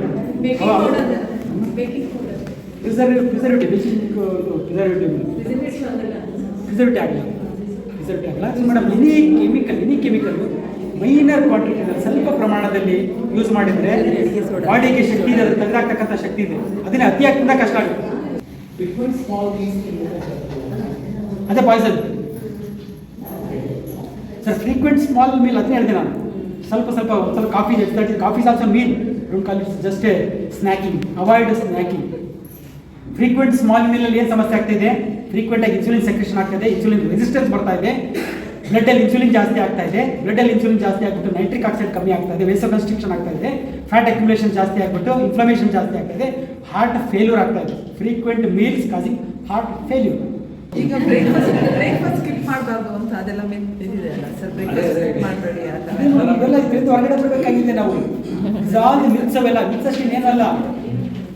ಟು ಬಿ ಫ್ರ್ಯಾಂಕ್, ಗೂಗಲಲ್ಲಿ ಸರ್ಚ್ ಮಾಡಿ ನೋಡಿ, ಬ್ರೇಕ್ಫಾಸ್ಟ್ ಅನ್ನೋ ಕಾನ್ಸೆಪ್ಟ್ ಮುಂಚೆ ಇರಲಿಲ್ಲ. ಬ್ರೇಕ್ಫಾಸ್ಟ್ ಅನ್ನೋ ಕಾನ್ಸೆಪ್ಟ್ ಸ್ಟಾರ್ಟ್ ಆಗಿದ್ದು ಏನಕ್ಕೆ ಅಂತಂದರೆ, ಲೇಬರ್ಸ್ಗಳಿಗೆ ಕೆಲಸ ಮಾಡಿಸ್ಬೇಕಾಗಿತ್ತು ಅಂತ ಹೇಳ್ಬಿಟ್ಟು ಆ ಟೈಮಲ್ಲಿ ಅವ್ರಿಗೆ ತಿನ್ನಿಸ್ಬಿಟ್ಟು ಕೆಲಸ ಕೊಡ್ತಾ ಇದ್ರು. ಬೆಳಿಗ್ಗೆ ಎದ್ದ ತಕ್ಷಣ ಬೆಳಿಗ್ಗೆ 7 ಗಂಟೆಗೆ ಕೆಲಸ ಮಾಡಿಸ್ಬೇಕಂದ್ರೆ ಅವ್ರ ಕೆಲಸ ಚೆನ್ನಾಗಿ ಮಾಡಲಿ ಅಂತ ಹೇಳಿ ಉದ್ದೇಶಕ್ಕೆ ಅವ್ರು ಚೆನ್ನಾಗಿ ತಿನ್ನ ಕೊಟ್ಬಿಟ್ಟು ಮಾಡ್ತಾ ಇದ್ರು. ಅದನ್ನು ಬ್ರೇಕ್ಫಾಸ್ಟ್ ಅಂತ ಸ್ಟಾರ್ಟ್ ಮಾಡಿದ್ರು. ಬ್ರೇಕ್ಫಾಸ್ಟ್ ಅನ್ನೋ ಕಾನ್ಸೆಪ್ಟ್ ಈಗ ನಮ್ಮ ಆನ್ಸೆಸ್ಟರ್ಸಿಗೆ ಹೋದರೆ, ನಮ್ಮ ತಾತ ಮುತ್ತಾತವರು ಇದರಲ್ಲಿ ಬ್ರೇಕ್ಫಾಸ್ಟ್ ಅನ್ನೋದು ಇರಲಿಲ್ಲ, 2 ಊಟನೇ ಇದ್ದಿದ್ದೆ. 2 ಊಟನೇ ಇತ್ತು. ಇದೆಲ್ಲ ಹೊಸದು, ಇದೆಲ್ಲ ಬಿಸ್ನೆಸ್. ಬ್ರೇಕ್ಫಾಸ್ಟ್ ಅನ್ನೋದು ಕೂಡ ಬಿಸ್ನೆಸ್ ನೋಡಿ. ಅಲ್ಲಿ ಬ್ರೇಕ್ಫಾಸ್ಟ್ ಅಂತ ಸ್ಟಾರ್ಟ್ ಮಾಡಿದಾಗ ಇನ್ನೊಂದು ಬಿಸ್ನೆಸ್ ಸ್ಟಾರ್ಟ್ ಮಾಡಿದ್ರು. ಏನಂತಂದರೆ, ಈ ಒಂದು ಕೆಲಾಗ್ಸ್ ಅನ್ನೋದಿದೆಯಲ್ಲ, ಇವರೇ ಸ್ಟಾರ್ಟ್ ಮಾಡಿದೆ ಆ್ಯಕ್ಚುಲಿ ಬ್ರೇಕ್ಫಾಸ್ಟ್ ಅನ್ನೋದು. ತೆಗೆದು ನೋಡಿ, ರಿಸರ್ಚ್ ಮಾಡಿ. ಕೆಲಾಗ್ಸ್ ಅನ್ನೋರೇ ಬ್ರೇಕ್ಫಾಸ್ಟ್ ಅನ್ನೋ ಸಿಸ್ಟಮ್ನ ಸ್ಟಾರ್ಟ್ ಮಾಡಿದ್ರು. ಅವರ ಒಂದು ಸಿಸ್ಟಮ್ನ ಸ್ಟಾರ್ಟ್ ಮಾಡಿದ ಉದ್ದೇಶ ಏನಿತ್ತು ಅಂತಂದರೆ, ಕೊಲಾನಿಕ್ ಕ್ಯಾನ್ಸರ್ ಅಂತಕ್ಕಂಥದ್ದು ತುಂಬ ಜಾಸ್ತಿ ಆಗ್ತಾ ಇತ್ತು. ಯಾಕಂದರೆ ಅತಿ ಹೆಚ್ಚಾಗಿ ನಾನ್ ವೆಜ್ ಬೆಳಿಗ್ಗೆನೇ ಇದ್ದುಬಿಟ್ಟು ಇವ್ರು ನಾನ್ ವೆಜ್ ತಿಂತಾ ಇದ್ರು. ಬೆಳಿಗ್ಗೆ ಬ್ರೇಕ್ಫಾಸ್ಟ್ ಅಂದರೆ ನಾನ್ ವೆಜ್, ಬೆಳಿಗ್ಗೆನೇ ಎದ್ದು ತಿನ್ನೋದು ನಾನ್ ವೆಜ್ ತಿಂತಾ ಇದ್ರು. ಅದನ್ನು ಬ್ರೇಕ್ ಮಾಡಬೇಕು ಅನ್ನೋ ಉದ್ದೇಶಕ್ಕೆ ಬ್ರೇಕ್ಫಾಸ್ಟಿಗೆ ಈ ರೀತಿ ಯೂಸ್ ಮಾಡಿ ಅಂತ ಹೇಳ್ಬಿಟ್ಟು ಕೆಲಾಕ್ಸ್ ಅಂತಕ್ಕಂಥದ್ದು ಗೊತ್ತಿದ್ದು ಆ ಟೈಮ್ನಲ್ಲಿ. ಸೊ ಈ ಒಂದು ಬ್ರೇಕ್ಫಾಸ್ಟ್ ಅನ್ನೋ ಕಾನ್ಸೆಪ್ಟು, ಲಂಚ್, ಡಿನ್ನರು ಎಲ್ಲ ಹೊರಗೆ ಬಂದ್ಬಿಡೋದು. 2 ಮೀಲ್ಸ್ ಹೇಳಿದ್ವಿ, ಯಾವಾಗ ತಿನ್ನಿ, ರಾತ್ರಿ ಒಂದು ಹೊತ್ತಲ್ಲಿ ತಿನ್ನ ತಪ್ಪೇನಿಲ್ಲ ಸರ್. ಮಧ್ಯರಾತ್ರಿ ತಿನ್ನಬಾರ್ದಂತೆ ಏನೂ ಇಲ್ಲ. ಯಾಕಂದರೆ ಮಧ್ಯರಾತ್ರಿ ತಿನ್ನೋದ್ರಿಂದ ಏನಂತಂದರೆ ಮೆಟಬಾಲಿಸಮ್ ಆಗೋದು ಸ್ವಲ್ಪ ಕಮ್ಮಿ, ಸ್ಲೋ ಆಗಿರುತ್ತೆ ಸರ್. ರಾತ್ರಿ ಒಂದು ಹೊತ್ತಲ್ಲಿ 12 ಗಂಟೆ ಎಲ್ಲ ತಿಂದರೆ ಬೆಳಗ್ಗೆ ನಮ್ಮ ಸನ್ಲೈಟಲ್ಲಿ ಮೆಟಬಾಲಿಸಮ್ ಜಾಸ್ತಿ ಇರ್ತದೆ, ರಾತ್ರಿ ಟೈಮಲ್ಲಿ ಸ್ಲೋ ಆಗಿರುತ್ತೆ, ಡೈಜೆಷನ್ ಆಗಲ್ಲ. ಅದು ಬಿಟ್ಟರೆ ಆ ಟೈಮಲ್ಲಿ ತಿನ್ನಬೇಕು, ಈ ಟೈಮಲ್ಲಿ ತಿನ್ನಬೇಕು ಅನ್ನೋ ಒಂದು ಲಾಜಿಕ್ ಇಲ್ಲ. Just make it 2 meals day. ಯಾರು 12-1 ಗಂಟೆಗೆ ಎದ್ಬಿಟ್ಟು ಯಾರು ಊಟ ಮಾಡಲ್ಲ. ಬೆಳಗ್ಗೆ ಒಂದು ಸಲ ತಿಂತಾರೆ, ಸಾಯಂಕಾಲ ಒಂದು ಸಲ ತಿಂತಾರೆ. ಯಾಕಂದ್ರೆ ಅದು ಸಫಿಷಿಯೆಂಟ್ ಆಗಿದೆ. ಗೋಧಿನಲ್ಲಿ ಇನ್ನೊಂದು ವಿಷಯ ಇದೆ ಮೇಡಮ್, ಗೋಧಿನಲ್ಲಿ ಇರ್ತಕ್ಕಂಥದ್ದಲ್ಲ ಆ ಪ್ರೋಟೀನು, ಆ ಗ್ಲೂಟೇನು ಯೂಸ್ ಆಗಲ್ಲ. That protein will not be utilise by our body. Use ಆಗಲ್ಲ. ಏನು ಮಾಡುತ್ತೆ ಅಂತ ಮಿಸ್ ಆಗುತ್ತೆ. ತಿನ್ನಬಾರ್ದು ಅಂತ ಇಲ್ಲ, ಗ್ಲೂಟೆನನ್ನು ತಿನ್ನಬಾರ್ದು ಅಂತ ಇಲ್ಲ. But some people are allergic to this gluten. ಕೆಲವರಿಗೆ ಅಲರ್ಜಿ ಇರ್ತದೆ ಅಂತ ತಿನ್ಬೇಡಿ. ನಾನು ಚಪಾತಿ ತಿಂದರೆ ತೊಂದರೆ ಆಗ್ತದೆ, ಚಪಾತಿ ಬಿಟ್ಟು ಬೇರೆದು ತಿನ್ನಿ. ಚಪಾತಿ ಏನೂ ಆಗಲ್ಲ, ತೊಂದರೆ ಆಗಲ್ಲ, ತಿನ್ನಿ ಅಂತ ತೊಂದರೆ ಇಲ್ಲ. ಆ ಗ್ಲೂಟೆನ್ ಬಿಟ್ಟು ಬೇರೆ ಅಂಶನೂ ಇರ್ತಲ್ಲ, ಅದು ಕೂಡ ಯೂಸ್ ಆಗುತ್ತಲ್ಲ ನಮಗೆ. ಒಮೆಗಾ 3 ಬೇಕು ಅಂತ ಸರ್ ನ್ಯಾಚುರಲ್ ಆಗಿ ಬಾಡಿಯಲ್ಲಿ ಪ್ರೊಡ್ಯೂಸ್ ಆಗುತ್ತೆ, ಹೊರಗಿಂದ ಬೇಕಾಗಿಲ್ಲ. ಒಮೆಗಾ 3 ಫ್ಯಾಟಿ ಆಸಿಡ್ಸ್ ಏನಿದಾವಲ್ಲ, ದಟ್ ಗೆಟ್ಸ್ ಪ್ರೊಡ್ಯೂಸ್. ನಾವೇನು ನಾರ್ಮಲ್ ಊಟ ಮಾಡ್ತೀವಲ್ಲ, that itself produces omega 3 fatty acid. Check ಮಾಡಿ, ಕ್ರಾಸ್ ಚೆಕ್ ಮಾಡಿ ಹೋಗ್ಬಿಟ್ಟು. ಒಮೆಗಾ 3 ಫ್ಯಾಟಿ ಆಸಿಡ್ ಹೊರಗಿಂದಲ್ಲ, ಒಳಗೇ ಪ್ರೊಡ್ಯೂಸ್ ಆಗುತ್ತೆ. ಅದನ್ನು ಕಮ್ಮಿ ಮಾಡ್ಕೊಂಡು ಹೊರಗಿಂದ ತಿನ್ನೋದು. ಬಿಸ್ನೆಸ್ ಫ್ಯಾಟಿ ಲಿವರ್ ಇದೆ, ನಿಮಗೆ ಟ್ರೀಟ್ಮೆಂಟ್ ತೊಗೊಂಡಿದ್ದಾರೆ. ಫ್ಯಾಟಿ ಲಿವರ್ ಯಾಕೆ ಫ್ಯಾಟಿ ಲಿವರ್? ಇನ್ಸುಲಿನ್ ರೆಸಿಸ್ಟೆನ್ಸ್ ಜಾಸ್ತಿ ಮಾಡ್ಬೋದು. ಅದನ್ನು ಸರಿ ಮಾಡಿ ಅಂತೇಳಿ ಸರ್. 100 ಪೇಷಂಟ್ ಇದ್ದಾವೆ ಹತ್ರ ಫ್ಯಾಟಿ ಲಿವರ್ ರಿವರ್ಸ್ ಆಗಿರ್ತದೆ ವಿತೌಟ್. ಆಮೇಲೆ ಫ್ಯಾಟಿ ಲಿವರಿಗೆ ಮೆಡಿಸಿನ್ ಕೂಡ ಇಲ್ಲ, ಸುಮ್ಮನೆ ಹಾಕ್ತಾರೆ ಯಾವುದೋ ಒಂದಿಷ್ಟು. ಯಾವ ಮೆಡಿಸಿನಿಂದ ಫ್ಯಾಟಿ ಲಿವರ್ ಹೋಗಲ್ಲ, ಯಾವ ಸಿಸ್ಟಮ್ ಆಫ್ ಮೆಡಿಸಿನಿಂದ ಫ್ಯಾಟಿ ಲಿವರ್ ಹೋಗಲ್ಲ. ಲೈಫ್ ಸ್ಟೈಲ್ ಮಾಡಿ ಹೇಳಿ ಕರೆಕ್ಷನ್ಸ್ ಏನು ಮಾಡಿಸ್ಕೊತೀವಲ್ಲ ನಾವು, ಫುಡ್ಡಲ್ಲಿ ಆಗಿರ್ಬೋದು, ಪ್ರತಿಯೊಂದು ಏನು ಕರೆಕ್ಷನ್ ಮಾಡ್ತೀನಿ. ಈಗ 100% ಬರೆದು ಕೊಡ್ತೀನಿ ಸರ್. ನಾನು ಫ್ಯಾಟಿ ಲಿವರ್ ರಿವರ್ಸ್ ಮಾಡ್ತೀನಿ, ಟ್ರೈ ಮಾಡಿದ್ದೀನಿ ಫ್ಯಾಟಿ ಲಿವರ್ ರಿವರ್ಸ್. 1 ಮೀಲ್ ಮಾಡ್ಕೊಳ್ಳಿ ಫ್ಯಾಟಿ ಲಿವರ್. ನೋಡಿ ಯಾವ ಡಿಸೀಸ್ 2 ಮೀಲ್ಸ್ ಮಾಡೋ, 1 ಮೀಲ್ ಮಾಡ್ಕೊಳ್ಳಿ. ಇನ್ ಬಿಟ್ವೀನ್ ಬೇಕಾ, ತುಂಬ ತಡ್ಕೊಳಕ್ಕಾಗ್ತಾ ಇಲ್ಲ ಅಂತ ಅನ್ಸುತ್ತಾ ಅಂತ ಟೈಮಲ್ಲಿ ಮಾತ್ರ ವೆಜಿಟೇಬಲ್ಸ್ ತಿನ್ನಿ. ಈಗ ಇನ್ ಬಿಟ್ವೀನ್ ವೆಜಿಟೇಬಲ್ಸ್ ತಿನ್ನಿದ್ರೆ ಬರೀ ಅದನ್ನೇ ತಿಂತಾನೆ ಮೇಯ್ತಾನೆ ಇರೋದು. ಹಸುಗಳು ತಿಂತಿರ್ತಾವಲ್ಲ, ಹಂಗೆ ಕರ ಕರ ಕರ ತಿಂತಾರೆ. ಬೇಡ, ಹಸುವಾಗತಕ್ಕ ಕಾಯಿನ 1 ಮೀಲ್ ಹೊಟ್ಟೆ ತುಂಬ ತಿಂದಿರ್ತೀರಾ, ಬೇರೆ ಟೈಮಲ್ಲಿ ತುಂಬ ಹಸುವಾಗ್ತದೆ, ತಡ್ಕೊಳಕ್ಕಾಗ್ತಿಲ್ಲ ಸರ್, ಹಸುವಾಗ್ತಿದ್ರೆ ತರಕಾರಿ ತಿನ್ಬೋದು. ಇದು ಟ್ರೈ ಮಾಡಿ. ಬೇರೆ ಯಾರು ಪೇಷಂಟ್ ಇರ್ತಾರಲ್ಲ ಅಂಥವ್ರು ಇದನ್ನು ಟ್ರೈ ಮಾಡಿ. ಫ್ಯಾಟಿ ಲಿವರು ತಿಂಗಳ 2-3 ತಿಂಗಳಲ್ಲಿ 100% ಫ್ಯಾಟಿ ಲಿವರ್ ಬರುತ್ತೆ. ಸ್ಟೇಜ್ 1, 2, 3, 4 ಏನು ಹೇಳ್ತಾರೆ, 4th stage of fatty liver also disappears. Cure ಆಗುತ್ತೆ, ಕಂಟ್ರೋಲ್ ಆಗಲ್ಲ, ಕ್ಯೂರ್ ಆಗುತ್ತೆ. ಸರಿ, ಈಗ ಚೆಕಪ್ ಮಾಡಿಸ್ಬೇಕಂದ್ರೆ ಏನೋ ಪ್ರಾಬ್ಲಮ್ ಇದೆ ಚೆಕ್ ಮಾಡಿಸ್ಬೇಕಂದ್ರೆ ಯೂಶಲಿ DMT ಮಾಡ್ತೀವಲ್ಲ, ನೆಕ್ಸ್ಟ್ 1 ವೀಕ್ ಅದೆಲ್ಲ ಮಾಡಿಸ್ಬೇಕು. ಟೆಸ್ಟ್ ಸ್ಟಾರ್ಟ್ ಮಾಡಿಸ್ತೀವಿ. ಏನೋ ಪ್ರಾಬ್ಲಮ್ ಇದೆ, ಮತ್ತೆಲ್ಲ ಎಲ್ಲ ಕನ್ಫ್ಯೂಷನ್, ಎಲ್ಲ ಕಾಯಿಲೆ ತಲೆಯಲ್ಲಿ ಬರ್ತೀವಿ. DMT ಮಾಡ್ತಾರೆ, ಯಾಕೆ ಬೇಕು ಅಂತ ಬೇಡ ಯಾವುದೇ ಸರ್, ಯಾವುದೇ ಟೆಸ್ಟಿಂಗ್ ಒಂದು ಅವಶ್ಯಕತೆ ಇಲ್ಲ. ಅದು ಅವಶ್ಯಕತೆ ಅಂತ ಆ ಪರಿಸ್ಥಿತಿ ಬಂದಾಗ ಏನು? ಆ ಪರಿಸ್ಥಿತಿ ಬಂದಾಗ ನೀವೀಗ ನನಗೆ ಬಾಯಾರಿಕೆ, ತುಂಬ ಬಾಯಾರಿಕೆ ಆಗ್ತಾ ಇದೆ, ಯೂರಿನ್ ರಾತ್ರಿ ಎಲ್ಲ ಯೂರಿನ್ ಪಾಸ್ ಮಾಡ್ತಾ ಇದ್ದೀನಿ, ಟೆಸ್ಟ್ ಮಾಡಿಸಿ. ಮಾಸ್ಟರ್ ಹೆಲ್ತ್ ಚೆಕಪ್ ಅಲ್ಲ, ಮಾಸ್ಟರ್ ಇಷ್ಟು ಮಾಡ್ಸಕ್ಕೆ ಹೋಗ್ಬೇಡಿ. ಅದು ಯಾವುದೇ ಚೆಕಪ್ ಇಲ್ಲ, ಫುಲ್ ಬಾಡಿ ಚೆಕಪ್. ಅದೆಲ್ಲ ನಾನ್ಸೆನ್ಸ್. ಅದೆಲ್ಲ it's business, it's purely corporate business. ಅಂತ full body checkup corporate business. ನಿಮಗೆ ಲಕ್ಷಣಗಳಿದ್ದಾವ, ಶುಗರ್ ಅನಿಸ್ತಾ ಇದೆಯಾ, ಶುಗರಿಗೆ ಬರಬೇಕಾದ ಲಕ್ಷಣಗಳಿದ್ದಾವ, BP ಇರಬೇಕಾಗಿದ್ದ ಲಕ್ಷಣಗಳಿದ್ದಾವ, ಥೈರಾಯ್ಡಿಗೆ ಇರಬೇಕಾಗಿದ್ದ ಲಕ್ಷಣ, ಅವಾಗ ಆ ಟೆಸ್ಟ್ ಸ್ಪೆಸಿಫಿಕ್ ಆಗಿ ಆ ಒಂದು ಟೆಸ್ಟ್ ಮಾತ್ರ ಮಾಡಿಸಿ. ಚೆಸ್ಟ್ ಪೇನ್ ಇದೆಯಾ, ECG ಮಾಡಿಸಿ. ECG ನಾವು ಆಲ್ಮೋಸ್ಟ್ ಗೊತ್ತಾಗೋಗುತ್ತೆ. ECG ನಲ್ಲಿ ಡೌಟ್ ಬಂದರೆ ನೆಕ್ಸ್ಟ್ ನಾವು TMT ಹೋಗ್ತೀವಿ. ಏನಿಲ್ಲ, ನೀವು ಚೆನ್ನಾಗಿರ್ತೀರ ಹೋದ್ರೆ ಎಲ್ಲ ಟೆಸ್ಟ್ ಮಾಡ್ತಾರೆ ಅವರು, ಅವ್ರಿಗೆ ದುಡ್ಡು ಬೇಕೋ ಮಾಡ್ತಾರೆ, ಅವಶ್ಯಕತೆ ಇಲ್ಲ. ಫಸ್ಟ್ ಅದಕ್ಕಿಂತ ಮುಖ್ಯವಾಗಿ ಏನಂತಂದ್ರೆ ಆರೋಗ್ಯ ಚೆನ್ನಾಗಿ ಇಟ್ಕೊಂಡು ಯಾವ ಟೆಸ್ಟ್ ಬಿಡುತ್ತೆ. ಈಗ ಶುಗರ್ ಬರ್ದಂಗೆ ನೀವು ಪ್ರಿವೆಂಟ್ ಮಾಡ್ಬೋದು ಅಂತಿದ್ದಾಗ ಶುಗರ್ ಯಾಕೆ ಚೆಕ್ ಮಾಡಿಸ್ತೀರಾ? ಶುಗರ್ ಬರ್ದಂಗೆ ಹಾಗೆ ನಿಮ್ಮ ಲೈಫ್ ಚೇಂಜ್ ಮಾಡ್ಕೊಂಡ್ಬಿಡಿ. ಈಗಿನ ಜನರೇಷನ್ ಜಾಸ್ತಿ, ಬಟ್ ಇದು ಇಡೀ ಆಹಾರ ಹೋಗೋದಿಲ್ಲ. ಬಟ್ ಅವಾಗಿನ ಜನರೇಷನ್ ಕಂಪೇರ್ ಮಾಡಿದ್ರೆ ಸರ್, 3 ಪ್ರಮಾಣ ತುಂಬ ಕಡಿಮೆ ಇತ್ತು. ಅವಾಗ ಅಂದರೆ ಹಾರ್ಟ್ ಡಿಸೀಸ್ ಅಂತ ಗೊತ್ತಿರಲಿಲ್ಲ, ಬಟ್ ಇದು ಪ್ರಮಾಣ ಇವಾಗ ಜಾಸ್ತಿ ಆಗಿದೆ. ಸರ್, ಅಲ್ಲ ಆನ್ಸರ್ ಅಲ್ಲೇ ಇದ್ರಿ. ಮುಂಚೆ ಇದ್ದವರಲ್ಲಿ ಇದೇ ಥರ ಆಹಾರ ತಿಂತಾ ಇದ್ರು ಅಂತಂದ್ರೆ ನೀವು ಅಲ್ಲಿ ಒಂದು ಕರೆಕ್ಷನ್ ಆಗಬೇಕು. 10 ಸಲ ತಿಂತಾ ಇರಲಿಲ್ಲ. ಇನ್ನು ಮಧ್ಯದಲ್ಲಿ ತಿಂತಕ್ಕಂಥ ಕೆಲಸ ಆಗ್ತಾ ಇರಲಿಲ್ಲ. 2 ಮೀಲ್ಸ್ ಡೇ ಇತ್ತು. ಬೆಳಗ್ಗೆ ಎದ್ದು ಹೋಗ್ಬೇಕಾದ್ರೆ, ಕೆಲಸಕ್ಕೆ ಹೋಗ್ಬೇಕಾದ್ರೆ ಒಂದ್ಸಲ ಊಟ ಮಾಡಿ ಹೋಗೋರು, ಸಂಜೆ ಬಂದರೆ 5 ಗಂಟೆಗೆ 7 ಗಂಟೆಗೆ ಒಂದ್ಸಲ ಊಟ ಮಾಡಿ ಒಳ್ಳೆ ನಿದ್ದೆ ಆಗ್ತಾ ಇತ್ತು. ಕರೆಕ್ಷನ್ ಆಗಬೇಕಾಗಿರೋದಲ್ಲಿ.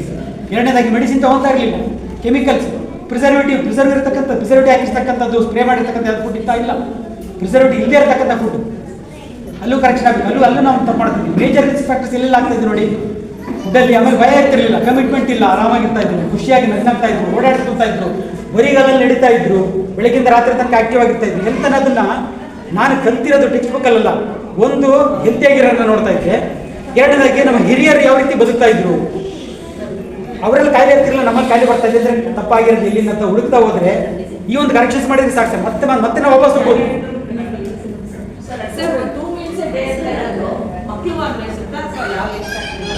ಮೇಡಮ್, ಮಕ್ಕಳು ಆಕ್ಟಿವಿಟೀಸ್ ಜಾಸ್ತಿ ಇರ್ತದೆ.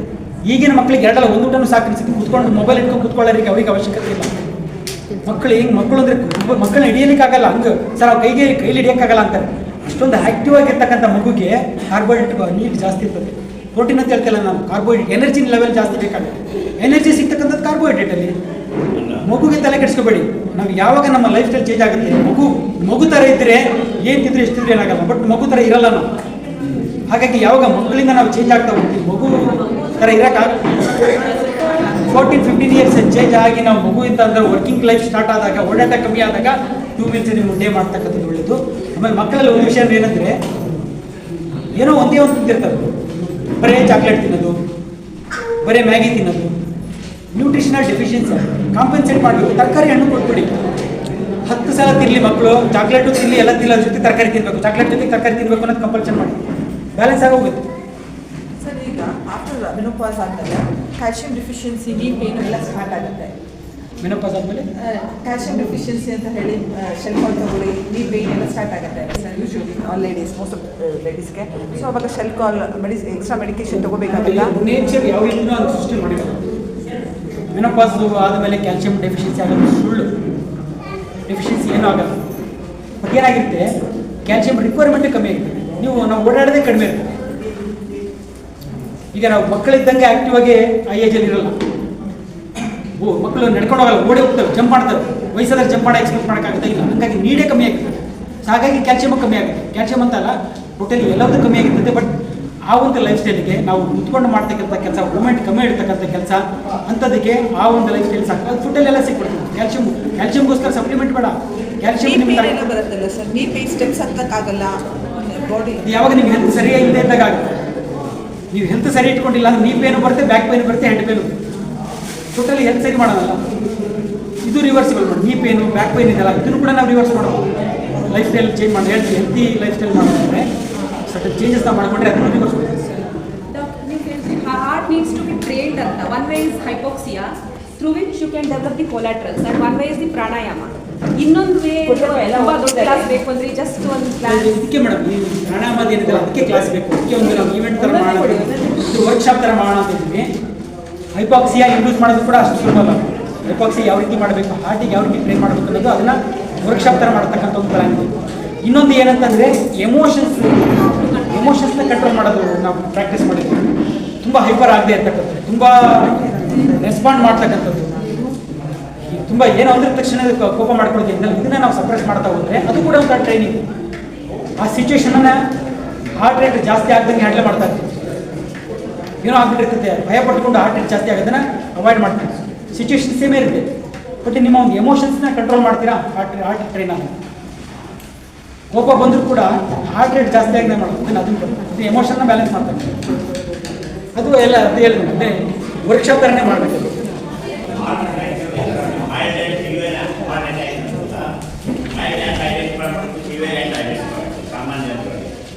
ಸರ್ ಅದನ್ನ ಯಾಕೆ ಐಡೆಂಟಿಫೈ ಮಾಡ್ತೀವಿ? ಅಲ್ಲ ಸರ್, ಡಾಕ್ಟ್ರೇ ಏನು ಕಿತ್ಕೊಳಕ್ಕಾಗಲ್ಲ. ಇಲ್ಲಿ ಸಿವಿಯರ್ ಹಾರ್ಟ್ ಅಟ್ಯಾಕು ಯಾರು ಏನು ಮಾಡ್ಕೊಳಕ್ಕಾಗಲ್ಲ. ಮೈಲ್ಡ್ ಹಾರ್ಟ್ ಅಟ್ಯಾಕು ಬಂತು, ಹೋಗಿ ಚೆಕ್ ಮಾಡಿಸಿ ತಿಳ್ಕೊಳ್ಳಿ, ಮತ್ತು ಮಾತ್ರ ಸ್ಟಾರ್ಟ್ ಮಾಡಿ. ನಿಮಗೆ ಫಸ್ಟ್ ಆಫ್ ಆಲ್ ಟೋಟಲಿ ಹೆಲ್ತನ್ನು ಚೇಂಜ್ ಮಾಡೋಣ. ಹಾರ್ಟ್ ಅಟ್ಯಾಕು ಬೇಡ, ಸ್ಟ್ರೋಕು ಬೇಡ, ಯಾವುದು ಬೇಡ. ಇನ್ ಕೇಸ್ ಹಂಗಾಯ್ತು, ಇಲ್ಲ ನಮ್ಗೆ ಇಷ್ಟು ವರ್ಷ ಲೈಫ್ ಸ್ಟೈಲ್ ಹಿಂಗಿತ್ತು, ಹಂಗಾಗಿ ಸಡನ್ನಾಗಿ ನಾಳೆನೇ ಆಯಿತು ಅಂತ ಅಂದ್ಕೊಳ್ತೀವಿ. ಅಂಥ ಟೈಮಲ್ಲಿ ಏನು ಮಾಡಬೇಕು? ಮೈಲ್ಡ್ ಹಾರ್ಟ್ ಅಟ್ಯಾಕ್ ಆಗಿದೆ, ಪ್ಯಾನಿಕ್ ಆಗೋದು ಬೇಡ. ಬಾಡಿನ ಹೀಲ್ ಮಾಡುತ್ತೆ, ಚಿಕ್ಕದಾಗಿ ಡ್ಯಾಮೇಜ್ ಆಗಿದೆ ಅದನ್ನು ಹೀಲ್ ಆಗುತ್ತೆ.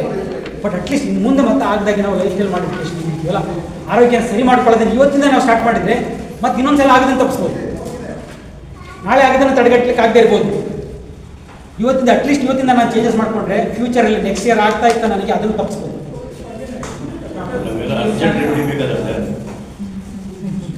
ಗೊತ್ತಾಗಬೇಕು ಅಂದರೆ ಮೆಡಿಸಿನ್ ನೀವು ಹೇಳ್ತಾರೆ ಹೋಗ್ಬೇಕು ಅಂದರೆ ಈಗ ನಾನು ಬಾಡಿಯಿಂದ ಬರಬೇಕು.